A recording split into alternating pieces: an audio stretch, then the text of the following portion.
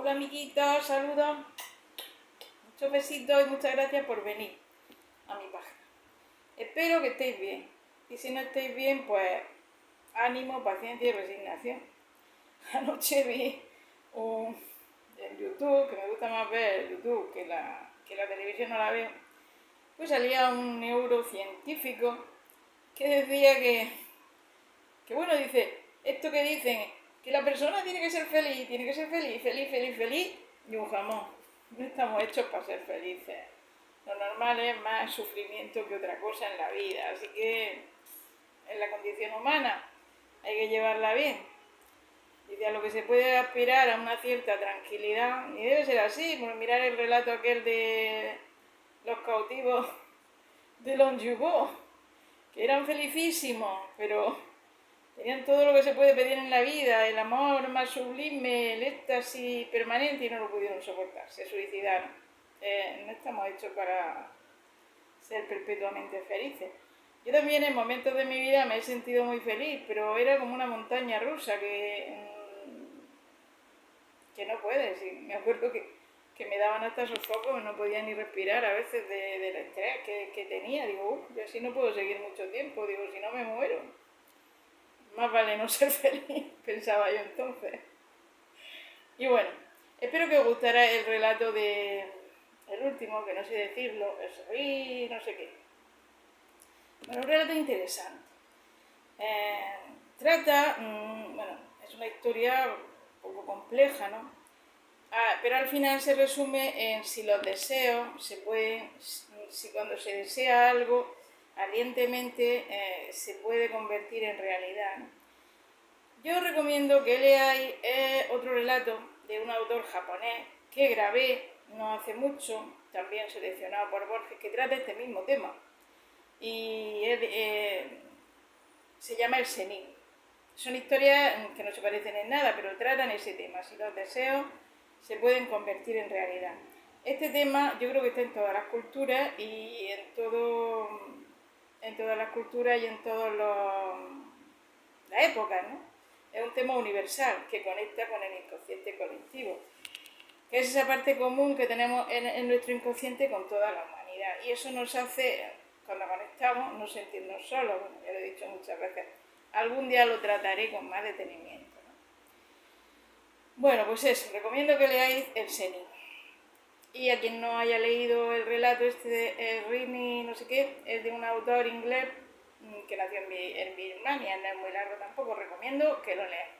Bueno, y ya sin más preámbulos, voy a empezar con el relato de hoy, de un autor archiconocido de todos, que es Edgar Allan Poe.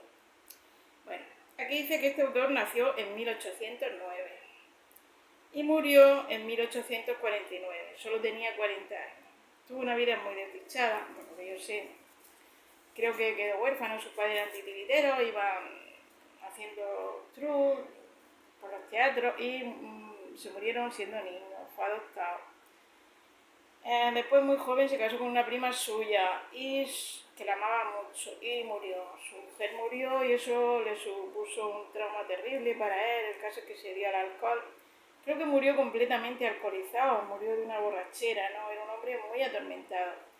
Tiene obras muy bonitas, pero yo, sinceramente, hace años me puse a leerlo y bueno, no sé, con el tiempo cambiamos. Yo ahora quizá podría leerlo. De hecho, he leído este relato, pero en aquellos tiempos, pues yo tenía otras sensibilidades y tenía pesadillas leyendo a Allan Poe, que es muy horroroso, de fantasmas, cosas así que me producían inquietud y digo, bastante sufrimiento trae la vida como para encima sufrir yo leyendo a Frida Espárrago. Y yo, los libros que me hacen sufrir, o pesadillas, no sé qué, digo, fuera. Así que ya ahora, como viene aquí en el libro este que estamos leyendo, los cuentos fantásticos seleccionados por Borges, pues bueno, viene bien también para mi perfil tener un autor de esta categoría, pues a ver si tengo más visible. Por cierto, he subido shorts de antigüedades que me gustan mucho, espero que los veáis. Si os gustan, decírmelo. Me he aficionado, bueno, ya hay un vídeo de los mercados de antigüedades, del Museo de la Huerta de aquí de Murcia, que hice también, que tiene cosas antiguas. Entonces conozco un poco los sellos de los platos para saber su antigüedad y la marca. Si queréis un día, si os interesa, hago un vídeo y os enseño los sellos para cuando vosotros vayáis por ahí a los mercadillos, que son muy interesantes los mercadillos de antigüedades, porque yo me he dado cuenta que hay gente que a lo mejor tiene, por ejemplo, lebrillos, es lo último que he descubierto. Están rotos, tienen un montón de bollados, tiran, se los dan a los moros. Un mercado de moros que voy yo, está aquí de manera seca. Y lo compras por 4 perras y luego por Wallapop te dan bastante, ¿no? Se saca, ¿no? O compras cosas de valor que a lo mejor por 1 euro, 2 euros te compras un plato antiguo que vale una pasta y ahí lo tienes, pues se lo dejas a tus nietos o lo vendes. O en los tiempos de crisis que se avecinan, porque viste tú a saber la que se avecina con la inflación como está y el gobierno Frankenstein que vamos a tener, pues viene bien, si tienes cosas de esas antiguas, viene bien, incluso por las redes sociales, por el Vinted a otras partes del mundo, así que os lo recomiendo. Es muy interesante, es muy... Así nos olvidamos de las penas, nos olvidamos de todo. Yo recomiendo que vayáis a esos mercados y busquéis tesoros, porque se encuentran a veces gangas, ya te digo. Si os interesa decírmelo, ya os digo de eso, ¿vale? Yo soy aficionada a la antigüedades también. Que no tengo dinero para gastarme, pero ya os digo que compro gangas y la gente me regala cosas también. Bueno, pues abróchense los cinturones de seguridad, que vamos a coger la máquina del tiempo y nos vamos. Este murió en el 849, imaginarse que nos vamos casi 2 siglos. Nos vamos a principios de 1800 de la mano de Alan Poe. La obra se titula La verdad sobre el caso del señor Valdemar. ¿Vale? Comenzamos la lectura. Relájense, olviden sus problemas. No me sorprende que el caso extraordinario del señor Valdemar haya provocado discusión. Lo contrario hubiera sido un milagro en tales circunstancias. Nuestra resolución de no divulgar el asunto hasta completar su examen ha dado lugar a rumores exagerados, fragmentarios y ha suscitado naturalmente mucha incredulidad. Es necesario ahora que yo exponga los hechos hasta donde los entiendo. Brevemente, estos son los hechos. Hace 3 años que estudio los problemas del hipnotismo. Hace 9 meses pensé que en los experimentos realizados hasta ahora había una omisión evidente e inexplicable. Nadie había sido hipnotizado in articulo mortis. Faltaba saber primero si en ese estado el paciente era susceptible a la influencia hipnótica.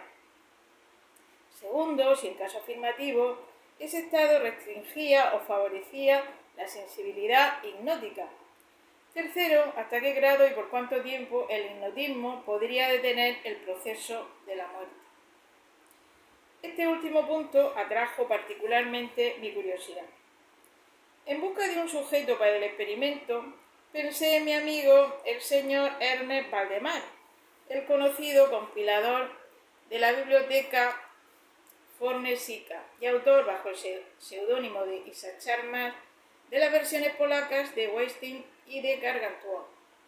El señor Valdemar residía en Harlem, Nueva York, desde 1839. Es, o era, notorio por su extremada flacura. Las piernas se parecían mucho a las de John Randolph y por la blancura de las patillas, en oposición al pelo renegrido que muchos tomaban por una peluca. Era, por su temperamento nervioso, un sujeto excelente para los ejercicios hipnóticos. 2 o 3 veces yo había logrado fácilmente hacerlo dormir, pero no conseguí otro resultado que su temperamento me había inducido a esperar. Su voluntad nunca estuvo plenamente sometida, y en lo que se refiere a clarividencia no logré nada. Atribuí siempre mi fracaso al estado precario de su salud.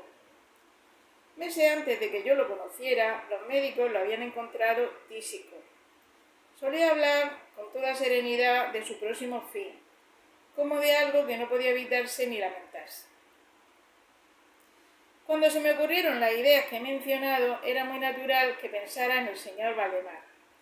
Conocía demasiado bien la firme filosofía del hombre para temer escrúpulos de su parte, y no tenía parientes en América que pudieran intervenir. Le hablé francamente del asunto, Ante mi sorpresa manifestó vivo interés. Digo ante mi sorpresa, pues aunque se había sometido espontáneamente a mi experiencia, estas nunca le habían interesado. La naturaleza del mal permitía calcular con cierta precisión la fecha de la muerte. Convinimos que me avisaría 24 horas antes del periodo que fijaran los médicos. Hace ya 7 meses que recibí de puño y letra del señor Valdemar el siguiente mensaje. Mi querido Poe, puede venir ahora. D y F consideran que no pasaré de mañana a la medianoche. Me parece que su cálculo es justo. Firmado Valdemar. 15 minutos después estaba en el dormitorio del moribundo. Hacía 10 días que no lo visitaba y su espantosa alteración me aterró. La cara parecía de plomo, los ojos eran opacos y la extenuación era tan extrema que los pómulos habían roto la piel. La expectoración era abundante, el pulso débil. Conservaba, sin embargo, a su integridad mental cierto vigor físico. Hablaba claramente. Sin ayuda, ingirió un calmante y cuando entré se hallaba escribiendo unas notas en su libreta. Estaba sentado en la cama, sostenido por almohadones. Lo cuidaban los doctores D y F. Después de estrechar la mano de Valdemar, hablé con los médicos. Me detallaron el estado del enfermo. Hacía 18 meses que el pulmón izquierdo se hallaba en un estado semióseo o cartilaginoso. La región superior del pulmón derecho estaba en parte osificada. La región inferior era una masa de tubérculos purulentos que se interpenetraban. Había algunas perforaciones profundas y en cierto punto estaban adheridas las costillas. Estos fenómenos del lóbulo derecho eran de aparición relativamente reciente. La osificación había progresado con insólita rapidez. Un mes antes no se notaba ningún síntoma y hacía pocos días que habían descubierto la adherencia. Además de la tisis, los médicos temían un aneurisma de la aorta. Los síntomas óseos no permitían un diagnóstico exacto. Ambos médicos opinaban que el señor Valdemar moriría en la medianoche del día siguiente, domingo. Eran las 7 de la tarde de sábado.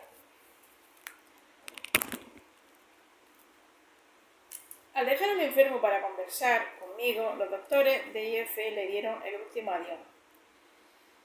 No habían tenido el propósito de volver, pero a mi ruego prometieron hacerlo el domingo antes de la medianoche.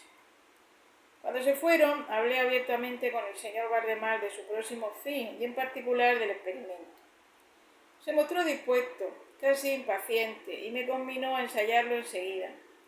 Lo atendían un enfermero y una enfermera, temiendo un accidente súbito. Pero no me atreví a ejecutar un experimento tan grave sin testigos más respetables que esas personas. Debí renunciar a la operación hasta las 8 de la tarde siguiente, cuando llegó un estudiante de medicina, el señor Teodoro N. Yo había tenido el propósito de esperar a los médicos, pero las solicitaciones del señor Valdemar y mi convicción de que no había tiempo que perder me hicieron proceder inmediatamente. El señor L. accedió a tomar notas de cuanto sucediera. Este informe comprendía o transcribe literalmente esas notas. Poco antes de las 8 tomé la mano del enfermo y le pedí que formulara lo más claramente posible su voluntad de que lo hipnotizaran en ese estado. Respondió débilmente: sí, quiero que me hipnoticen. Enseguida agregó: temo que hayan esperado demasiado. Mientras hablaba, inicié los pases que en ocasiones anteriores había ejecutado con éxito. El primer toque lateral de la mano sobre la frente fue notoriamente eficaz, pero a pesar de todas mis tentativas, no hubo adelanto alguno hasta las 10, cuando llegaron los doctores D y F. Brevemente les expliqué mi proyecto. No se opusieron y como declararon que el paciente ya estaba en agonía, procedí sin demora, cambiando sin embargo los pases laterales por verticales y concentrando mi mirada en el ojo derecho de Valdemar. El pulso era imperceptible, la respiración estertórea, con intervalos de 30 segundos. Esa condición duró un cuarto de hora. Después, el pecho del moribundo exhaló un suspiro muy natural, pero profundísimo. Cesó la respiración estertórea. No disminuyeron los intervalos. Las piernas y los brazos del paciente estaban helados. A las 11 menos 10 advertí signos inequívocos de la influencia magnética. La oscilación vidriosa del ojo se transformó en esa expresión de penoso examen interno que es privativo del sonámbulo. Bastaron unos toques laterales para que temblaran los párpados como el sueño incipiente. Poco más para que se cerraran los ojos. Esto no me satisfizo. Repetí vigorosamente los pases y empeñé toda mi voluntad hasta paralizar los miembros del enfermo, después de colocarlos en una posición cómoda. Las piernas estaban bien estiradas, los brazos algo extendidos hacia afuera, la cabeza ligeramente elevada. Ya era la medianoche. Pedí a los presentes que examinaran al señor Valdemar. Después de revisarlo, reconocieron que se hallaba en un estado excepcionalmente perfecto de trance magnético. Los dos médicos manifestaron gran interés. El doctor D resolvió quedarse toda la noche. El doctor F prometió regresar al alba. El señor L y los enfermeros se quedaron. Dejamos tranquilo al señor Valdemar hasta las 3 de la madrugada. Al acercarme lo hallé en la misma condición que al irse el doctor F. La posición era la misma, el pulso tenue, la respiración suave, solo perceptible por la aplicación de un espejo a los labios. Los ojos estaban cerrados con naturalidad. Los miembros estaban rígidos y fríos como el mármol. Por todo, la apariencia general no era la de un cadáver. Me acerqué al señor Valdemar y traté que su brazo derecho siguiera el movimiento del mío, que evolucionaba suavemente sobre su cuerpo. Con el señor Valdemar siempre había fracasado ese experimento y ahora no esperaba mejor resultado. Pero a mi asombro, su brazo fue siguiendo, aunque débilmente, las evoluciones del mío. Resolví aventurar algunas palabras. Señor Valdemar, pregunté, ¿duerme usted?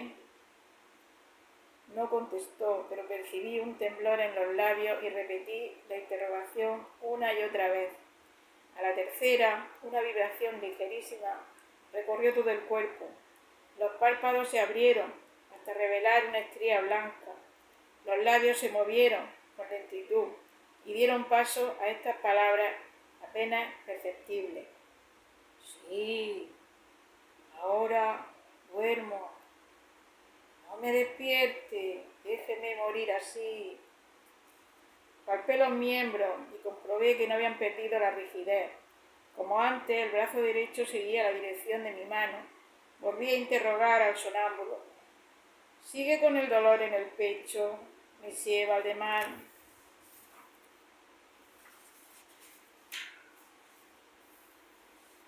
La contestación fue inmediata, apenas murmurada. ¿Dolor?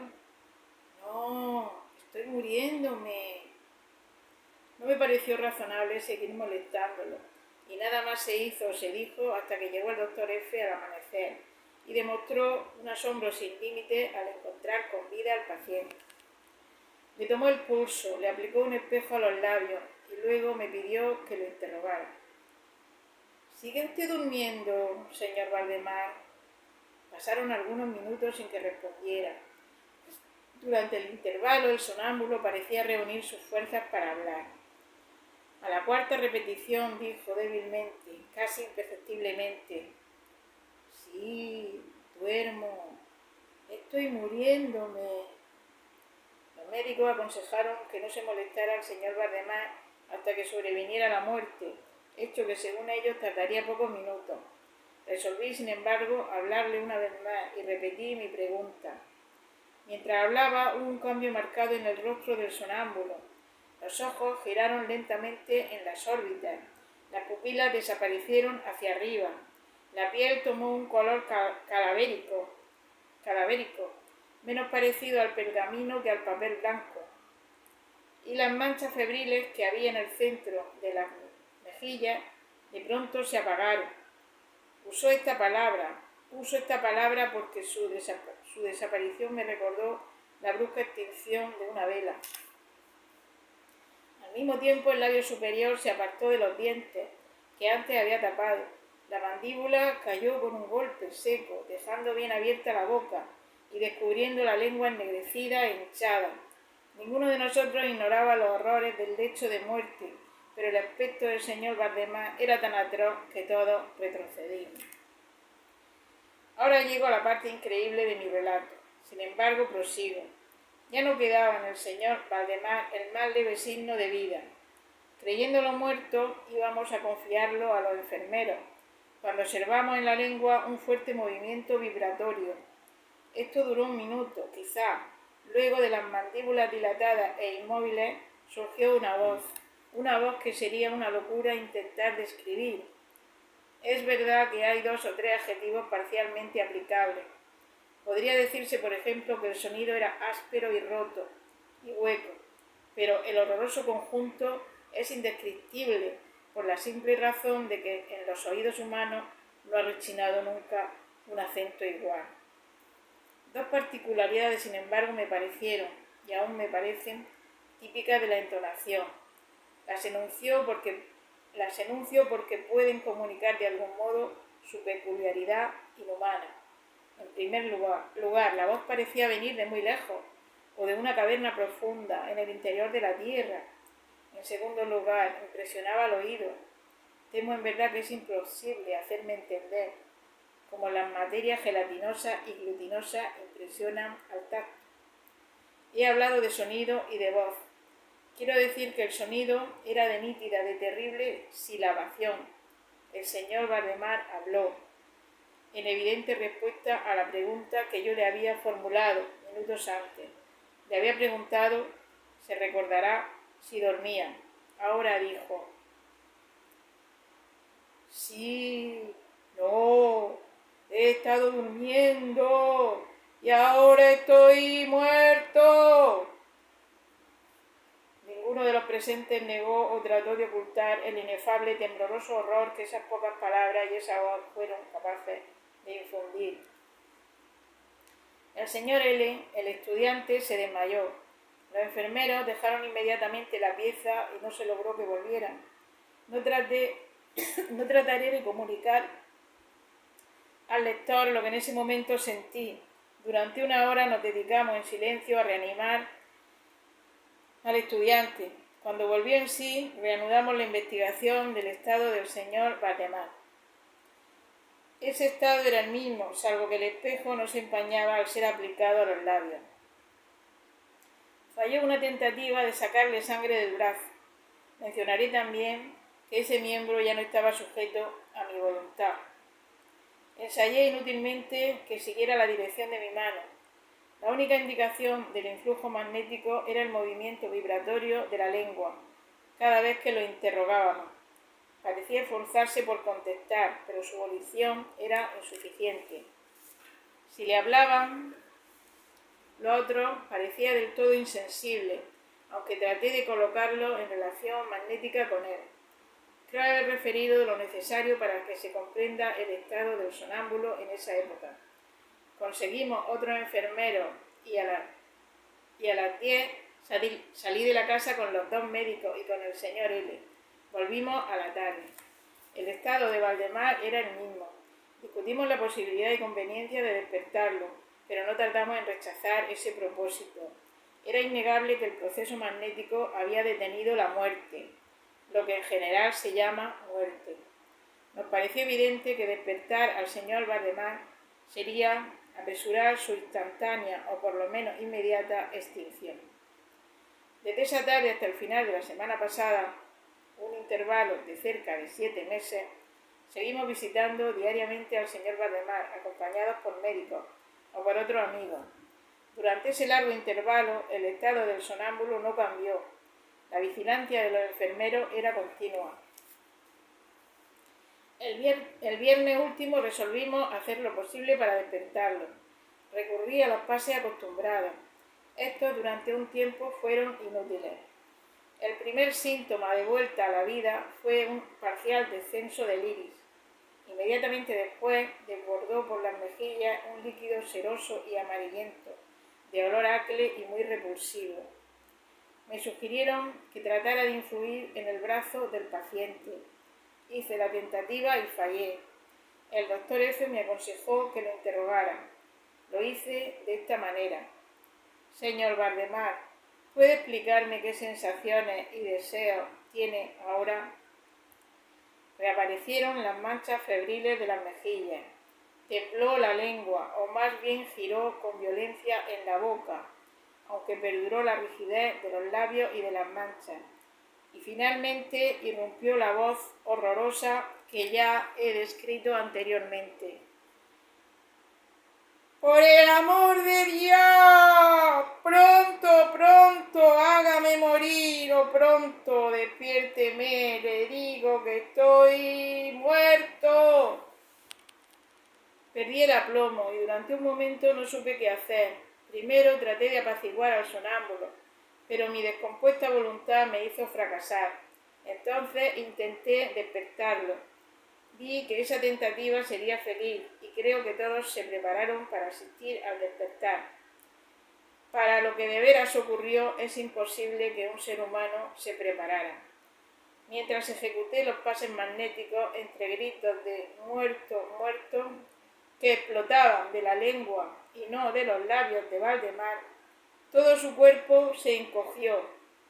En el término de un minuto, o aún menos, se desmenuzó y se pudrió debajo de mis manos.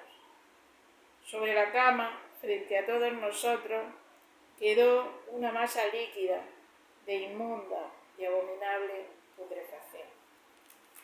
Bueno amigos, espero que os haya gustado. Venga, saludos, besitos.